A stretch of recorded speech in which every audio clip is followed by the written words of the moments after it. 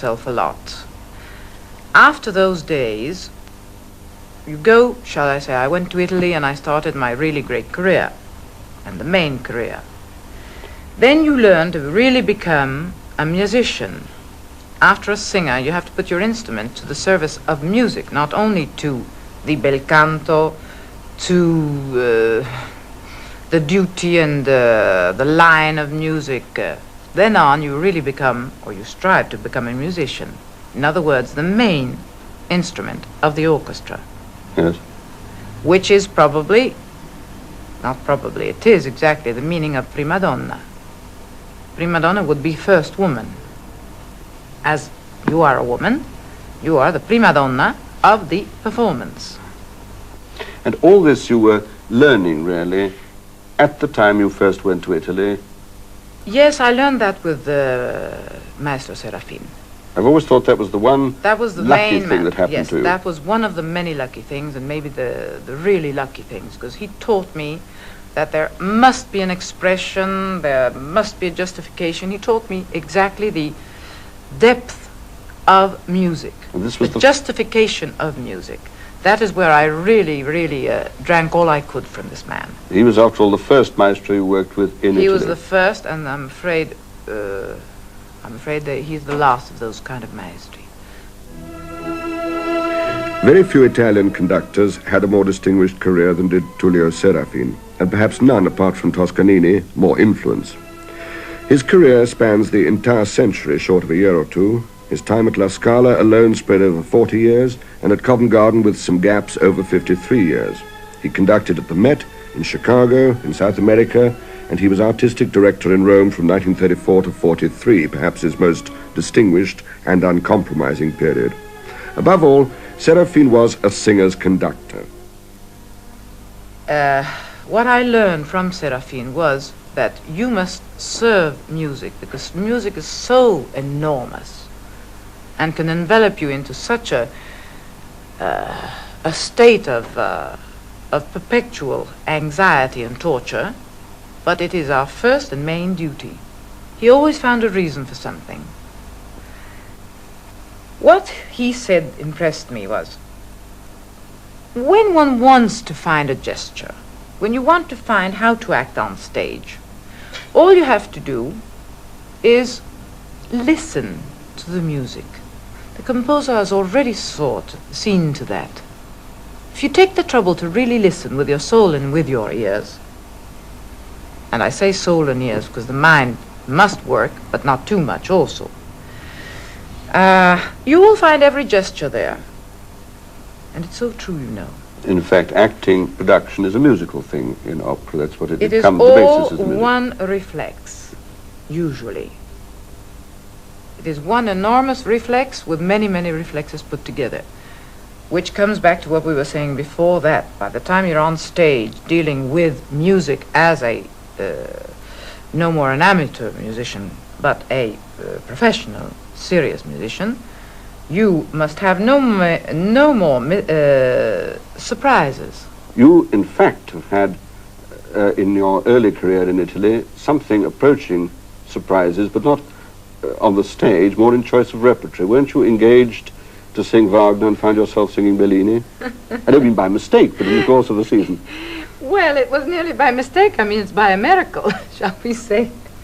Yes, it's true. I was doing Valkyria, which was my second year at the Fenice of Venice. And I remember there was a great, shall we say, an influenza fever or epidemic. And they were without soprano for Puritani of Bellini.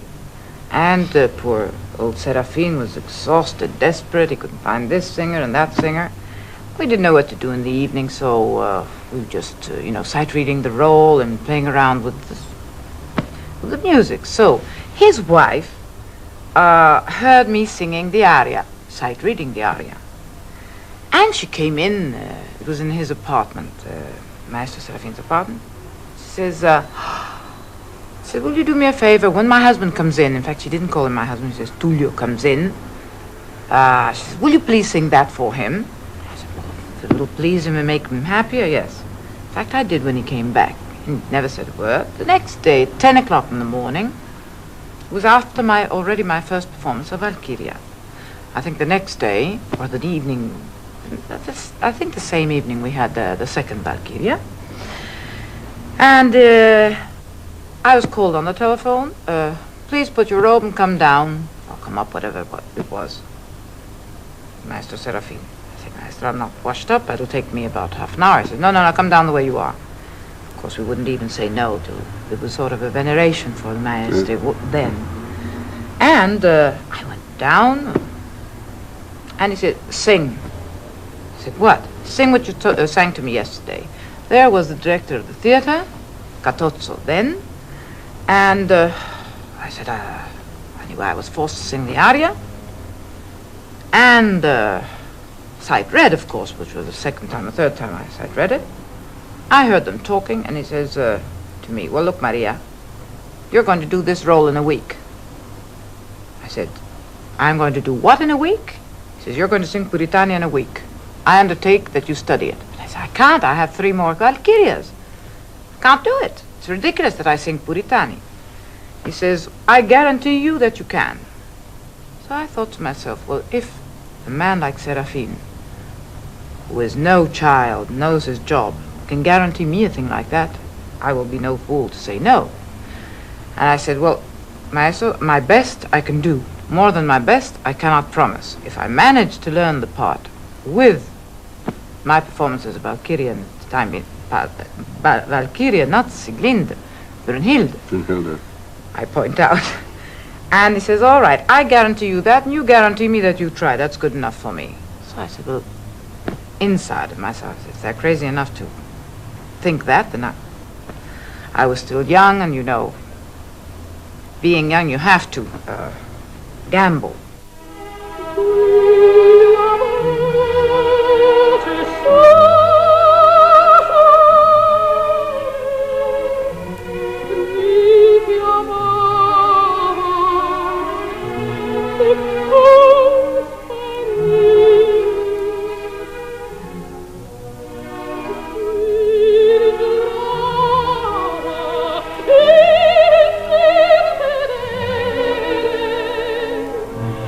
There is when my experience and my schooling days came handy. Yes. Because I was already prepared for all the tricks. You could have shocks, but not surprises. No surprises, and no shocks even. Because, you see, Wagner is much easier to sing, frankly. In a way, yes, of course. In every way. When I used to sing Isolde and I used to sing Brunhilde, there was no comparison with the Bellini roles or even the Donizetti. Because they're much less exposed and much less difficult. But the basis is the schooling of bel canto, to sing whatever you sing.